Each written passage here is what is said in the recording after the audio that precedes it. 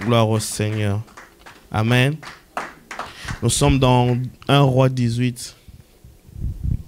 1 Roi 18.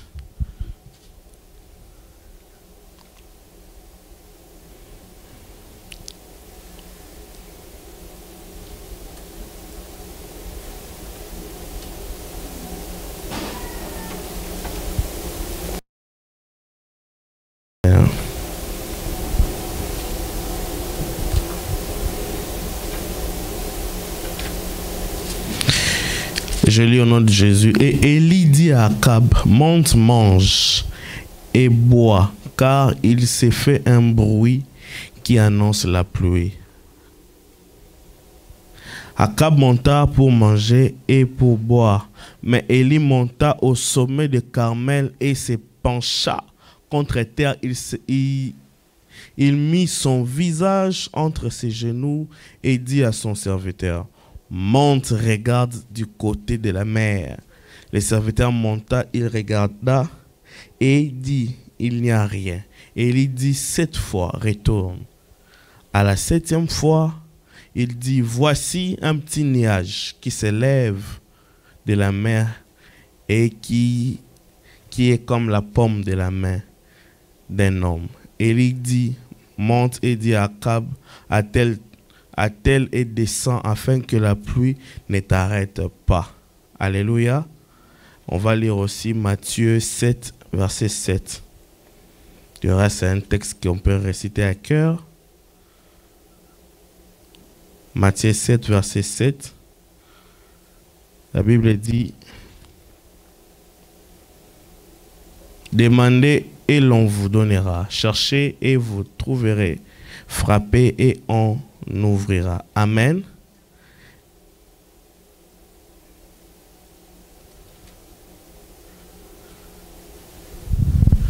Le thème que je nous propose ce soir pour cette exhortation, et on va replonger dans la prière, s'intitule il s'est fait un bruit qui annonce la pluie. 2 points, persévérance. Alléluia.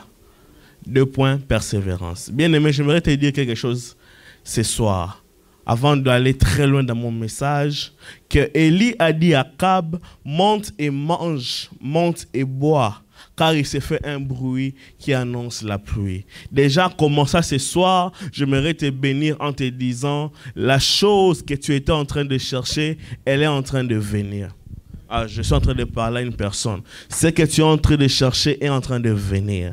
Ne force plus les choses, car Dieu est sur le point d'accomplir ce qu'il avait prédit. Ce que Dieu t'avait recommandé, il a fait. J'aimerais dire encore ce soir, comme la sœur vient de témoigner, qu'il a vu les choses s'accomplir, il a vu les signes s'accomplir. Un des signes qui s'accomplit dans ta vie ce soir, c'est que je te souhaite bon appétit. Oh, je te souhaite bon appétit. Bon appétit de miracles, bon appétit de voyage, bon appétit de mariage. Est-ce que je parle à quelqu'un ce soir? L'état de ta vie changera parce que Dieu se décide de te faire du bien. Il y avait un temps de sécheresse. Maintenant, Dieu veut changer la saison. Tu veux entrer dans cette saison de gloire. Est-ce que je parle à une personne ce soir? Dis à ton voisin, voisin. Dis à, oh, est-ce que tu peux dire à ton voisin, voisin, monte et mange. Monte et bois. Car il y a un bruit qui annonce la pluie. Je déclare la pluie de la bénédiction de Dieu dans ta maison au nom de. Je déclare la pluie de la grâce de Dieu au nom de. Je déclare la pluie de la bonté de Dieu dans ta maison au nom de.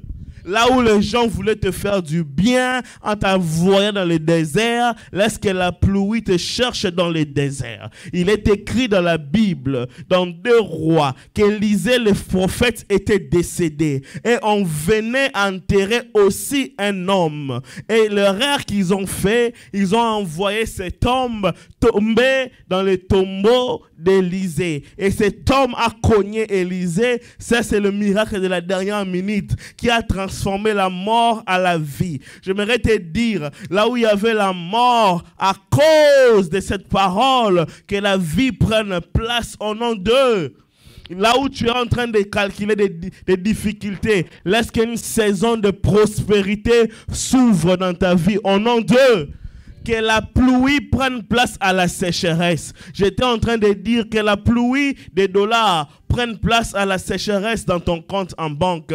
Là où les relations étaient bizarres, que Dieu te fasse du bien. Au nom d'eux, bon, la manière beaucoup de millions dans vos comptes. Or que si je regarde bien, personne n'a encore 100 millions dans son compte. Je déclare que les millions puissent entrer dans ton compte en banque. Au nom d'eux, monte et mange, monte et bois. On t'invitera par des grandes personnes parce que la Bible dit, du fumier, il relève les indigents, de la poussière, il relève les faibles afin de leur donner la place auprès des rois. J'aimerais te dire que Dieu te donnera la place auprès des décideurs de ce monde, là où les gens ne te regardent pas. Toi, tu auras accès à cause de l'onction de Dieu. Tu amèneras la solution aux problèmes des gens et tu auras ton butin au nom d'eux. Si Jonathan était distrait, au lieu de comprendre que c'était le temps de s'attacher à David, que toi tu ne sois pas distrait, attache-toi à ton onction afin de monter. Que Dieu te fasse du bien au nom d'eux. Que tu sois toujours dans au bon moment, au bon endroit. Je disais que tu sois toujours au bon moment, au bon endroit. Que ta famille soit toujours au bon moment, au bon endroit. Que les choses s'ouvrent pour toi là où c'était fermé. Je le déclare au nom de Jésus-Christ. Je suis en train de vous donner quelque chose de rapide et après on va rentrer dans la prière. Ici, dans ce texte, il est question du prophète Élie. Les prophètes Élie, permettez-moi de boire de l'eau. Est-ce qu'on peut acclamer pendant ce temps?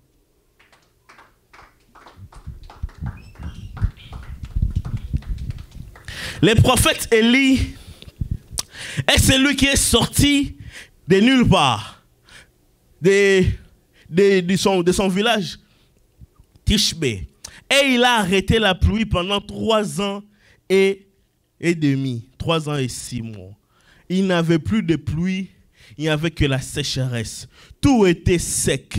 Et ces jours-là, après que le feu est descendu, après que le peuple fut rentré à Dieu, Élie était obligé d'ouvrir la chose qu'il avait fermée.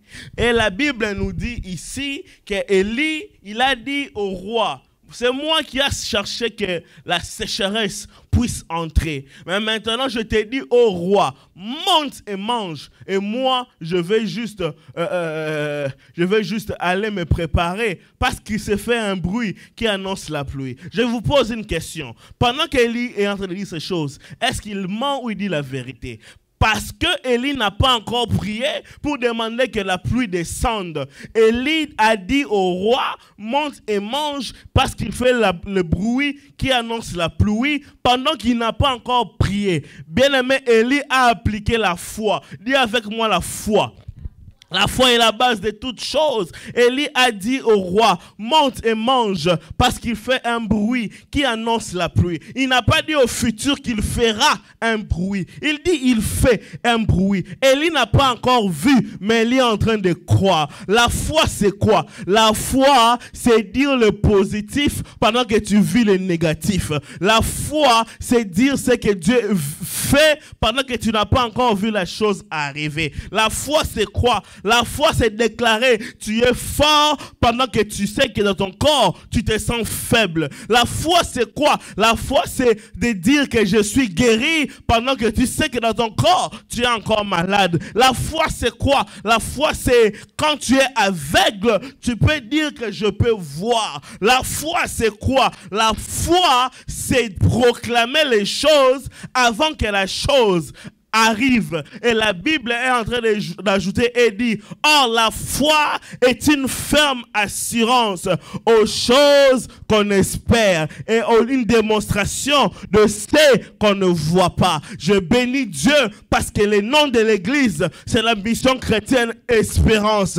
J'aimerais dire à une personne, tout objet de ton espérance, tu le verras à cause de la foi. Tout objet de ton espérance, tu le toucheras à cause de la foi. Toute chose de ton espérance, tu les toucheras à cause de la foi. Parce que Dieu n'est pas un homme pour mentir, ni un fils de l'homme pour se repentir. Si nous venons à lui, parce que nous savons qu'il est le rémunérateur de ceux qui le cherchent. Bien-aimés dans le Seigneur, laissez-moi vous dire que Dieu sait comment te récompenser dans tes moments les plus difficiles. Tu sais que maintenant tu manques de tout. Je te dis que l'Éternel est ton berger. Tu ne manqueras de rien. Il te fait reposer dans le vert pâturage. Il te dirige près des eaux paisible à cause de son nom, à cause de son nom, à cause de son nom, à cause de son nom, à cause de son nom. Quand je marche dans la vallée de l'ombre de la mort, je ne crains aucun mal, car tu me conduis avec la houlette et ton bâton. Oui, car tu dresses devant moi une table en face de mes adversaires. Tu induis ma tête et ma coupe déborde. David est en train de dire ces choses. David n'est pas encore roi. David savait déjà que l'Éternel est son berger et il ne manquerait de rien. David, qu'est-ce qui te fait dire ces choses? David me répond et il me dit, moi-même je suis berger. Je sais quand les brebis ont faim, quand ils se réveillent le matin, je suis censé leur amener manger. Je suis censé les amener boire. Si moi, humain, je peux faire ça pour les brebis, à combien plus forte raison l'Éternel qui m'a créé, le puissant de Jacob, celui qui ne dort point et celui qui ne sommeille. Il a son pied gauche sur ton passé, son pied droit sur ton futur, et il maîtrise le présent et rien ne lui échappe. David me dit, l'Éternel est avec moi et c'est en lui que je mets ma confiance. Il ne me laissera pas parce qu'il a dit, j'ai été jeune et je vieillis. Je n'ai jamais vu un juste être abandonné, ni sa postérité mendiant du pain. Laisse-moi te dire ce soir, à cause de l'Éternel, tout ce que tu cherches, tu l'obtiendras. À cause de l'Éternel, tout ce que tu cherches, tu l'obtiendras. À cause de l'Éternel, même si tu marches dans la vallée de l'ombre de la mort, ne crains aucun mal. J'aime encore dans Ésaïe 43, la Bible dit, Jacob, même si tu marches dans le feu, tu ne brûleras pas. Même si tu marches dans les eaux, tu ne seras pas submergé parce que je t'ai formé. C'est moi qui t'ai créé. Je sais de quelle matière tu es fait. C'est pourquoi vous allez voir Jacob, malgré toutes les attaques qu'il a eues dans la maison de son oncle, Jacob n'a jamais baissé garde parce qu'il sait qu'un jour, il a vu l'échelle de Dieu monter et descendre. Et il a fait un vœu. Il a dit, si tu me protèges et que je pars et que je revienne, je te donnerai mes offrandes. Et à cause de cette parole, Jacob est resté déterminé. Malgré que son oncle était en train de le dribbler, Jacob savait que l'Éternel m'a dit qu'il me protège. Bien-aimé, j'aimerais te dire, des fois dans la vie, les choses ne peuvent pas toujours rouler comme nous sommes en train de s'imaginer. Les choses, des fois, elles peuvent boiter, trébucher. Mais avec Dieu, rien n'est fini tant qu'il n'a pas dit que c'est fini. J'aimerais dire à une personne ce soir, avec Dieu, rien n'est fini tant qu'il n'a pas dit que c'est fini. Aide-moi à dire à ton voisin, j'ai quelque chose à te dire. Dis avec moi, voisin, j'ai quelque chose à te dire. Avec Dieu, rien n'est fini tant qu'il n'a pas dit que c'est fini. car il a les derniers mots.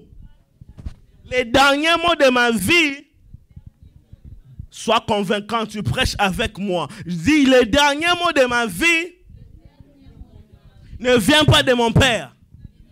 Les derniers mots de ma vie ne viennent pas de ma mère. Les derniers mots de ma vie ne viennent pas de mes oncles. Le dernier mot de ma vie ne vient pas de mes tantes. Mais les derniers mots de ma vie viennent de l'Éternel, le roi de gloire, le puissant de Jacob, l'ancien des jours, Jéhovah Jireh, Jéhovah Rapha, le premier et le dernier, le commencement et la fin, Alpha Oméga, omniscient, omnipotent, celui qui n'abandonne pas le sien. Élie pouvait dire que j'entends un bruit qui annonce la pluie parce qu'il savait que l'Éternel marchera avec lui. Voilà pourquoi il a cette audace de dire j'entends un bruit qui annonce la pluie.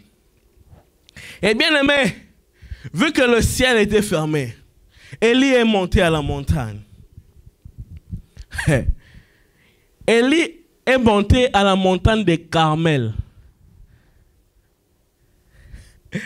pour demander la pluie. Contraste. Dis avec moi contraste. Parce que, pourquoi c'est un contraste? Parce que Élie pouvait aller prier à Sinaï, pouvait aller prier à Horeb, pouvait aller prier dans le reste des montagnes. Mais Élie a dit non, moi je prierai au Carmel. Pourquoi seulement Carmel? Parce qu'à Carmel, il y avait le feu qui est descendu. Est-ce que quelqu'un est avec moi? Il y a le feu qui est descendu. Or, comme le feu est descendu, normalement, ça fait un incendie, c'est en train de brûler, n'est-ce pas? Donc aussi, pour que l'incendie puisse finir, il faut rentrer là où le feu a été allumé afin d'invoquer le feu, afin d'invoquer la pluie pour arrêter le feu. J'aimerais te dire ce soir, le Dieu qui t'a répondu hier est celui qui te répond aujourd'hui. Le Dieu qui t'a répondu hier est celui qui te répond aujourd'hui. Celui qui te donne le voyage, c'est celui qui te donne aussi le mariage. Celui qui donne le mariage, c'est celui qui donne aussi le diplôme. Celui qui donne les diplômes est le même qui donne les enfants. Élie a dit, je n'irai pas à Horeb, je n'irai pas à Sinaï, je n'irai pas à Bethsaïda, j'irai seulement à Carmel. Parce qu'à Carmel, Dieu s'est montré tout puissant. C'est à Carmel que j'aurai ma réponse. Bien aimé, il est important de retourner à Dieu quand il te fait des réponses, quand il te donne des solutions. C'est important de retourner à lui pour avoir ce que tu as demandé. Élie a dit, Seigneur, regarde, c'est ici que tu as envoyé le feu. C'est ici aussi, comme le feu, je l'avais demandé ici, la pluie aussi, je la demanderai ici. J'aimerais dire à une personne, pendant conquête, tu es venu ici, j'aimerais te dire aussi, pour la pluie, tu dois revenir aussi ici, parce que c'est ici que tu as eu le témoignage de la conquête, c'est ici aussi tu auras le témoignage de la pluie. Alléluia. Élie est monté et il a commencé à prier pour demander la pluie. C'est ici mon message et c'est ici que je veux conclure. Élie est allé et il commençait à prier Dieu, genoux à terre, face contre sol. Et il commençait à prier à Dieu et demander la pluie. Une première fois, on n'a pas dit le nombre de heures que Élie faisait dans la prière, ni le nombre de minutes. Admettons que Élie priait pendant 30 minutes avant d'envoyer son serviteur. Cela veut dire que Élie a prié pendant au moins 3h30. C'est pas ça. S'il priait pendant 30 minutes, pendant 7 fois, il a au moins prié 3h30. Donc, 30 premières minutes, il dit à son serviteur, va voir. Et le serviteur dit, il n'y a rien. Il rentre prier. Même sujet. La pluie. Et le serviteur va voir. Les serviteurs lui disent, il n'y a rien. 7 fois. Après, le serviteur dit, regarde, je vois, il y a une main, un nuage et qui s'élève comme une main. Et Élie a dit, voilà, c'est ce que je cherchais. Bien-aimé, ce soir, ce que je veux te dire, c'est quoi? Tu as beaucoup entendu le message. Tu as beaucoup prié. Peut-être tu commences à te décourager. Laisse-moi te dire, quand tu sens que tu te décourages, c'est vraiment là le moment de te relever et de demander la même chose. Persévérance. Quand tu vois ça semble ne pas marcher, c'est même là même le moment où vraiment il faut encore prier pour faire tomber. Alléluia. La Bible dit dans Matthieu 7,7 quand nous avons lu, demandez, on vous donnera. Ça c'est le niveau le plus facile, c'est demander. Mon fils n'a pas besoin de faire l'intercession pour que je lui donne à manger. Il a juste besoin, j'ai juste besoin de comprendre qu'il veut. Il veut de l'eau, il me tient, il me conduit dans le robinet, et je comprends qu'il veut de l'eau. Et je prends le bidon d'eau, je lui donne un verre d'eau. Il m'a demandé de l'eau, c'est pas ça. Et il peut encore chercher. Des fois, un jour, il a pris mon téléphone, il l'a mis dans le congélateur. Parce qu'il a vu que mon téléphone avait chauffé. Et il voulait les refroidir. Il a pris mon téléphone, il a mis dans le congélateur. Bon, moi, j'ai l'habitude, des fois, je suis des cours en ligne. J'ai l'habitude de fermer les sons du téléphone parce que je ne veux pas que ça sonne pour que ça ne me distraie pas. Et je ferme les sons. Et quand on cherche dans la maison, on ne voit pas le téléphone. Ça m'a déjà arrivé de faire 2 jours sans téléphone. Je ne vois pas le téléphone. Et un jour, c'est moi, la maman dit, on va manger quoi? J'ai dit, bon, je vais manger les poulets ou quoi que ce soit. Dès qu'il ouvre le congélateur, il soulève l'affaire qui contient les poulets. Les téléphones, ça paraît. Ça, c'est comme chercher. Mais le 3e niveau, c'est le niveau de frapper. Bien aimé, dans la vie, il existe des moments où tu ne vas pas demander. Parce que demander, c'est l'école maternelle. Bon, pas l'école maternelle, mais c'est quand même le premier niveau. Tu vas demander, parce qu'il y a des moments où quand tu demandes, tu ne reçois pas, tu demandes encore pour obtenir. Et ensuite, tu vas chercher. Chercher, c'est quand tu entres dans une pièce, tu ne sais pas où ça se trouve. Dans le noir, tu tâtonnes. Mais à un moment de la vie, quand on est passé le niveau de chercher, le niveau de demander, on arrive au niveau de frapper, on arrive au niveau de la persévérance. Ces jours-là, pendant que Élie est en train de prier, Élie est en train de bousculer le ciel, de lui envoyer la pluie. Le problème avec nous, c'est des fois, on se fatigue après seulement 2 jours de demande. Et on se dit, ça ne vient pas, je suis fatigué. Bien aimé, on ne se fatigue pas la première heure. Même la maman avant d'accoucher, il n'y a pas une contraction seulement. Il y a beaucoup de contractions. Et quand c'est le moment d'accoucher, il n'accouche pas du coup une seule fois. Ça lui prend peut-être, je ne sais pas, 4 à 5 fois qu'il fait l'effort de pousser pour que l'enfant puisse sortir. J'aimerais dire à une personne, si la première fois tu n'as pas encore vu, sache-le bien que les nuages qui apportent la pluie ne sont pas encore bien formés. Prie encore. Si la 2e fois, tu vois que c'est en train de changer la forme, sache-le bien que ce n'est pas encore arrivé. Pousse encore jusqu'à ce que, bien aimé, jusqu'à ce que tu obtiens la solution à ton problème. Tu sais ce que moi je fais quand je prie? Si je n'ai pas encore vu l'exaucement, je n'arrête pas de prier. Même si j'étais entré dans un retraite de 21 jours et que je vois que ce que j'avais demandé, ce n'est pas encore arrivé, ne t'inquiète pas, je vais encore le redemander parce que pour moi, je sais que je dois encore persévérer. Je dois persévérer. Vous savez, quand on dit persévérance, percevoir. Il y a 2 dans le mot, dans le verbe persévérer ou percevoir, il y a 2 mots qui sont en train de sortir. Percevoir.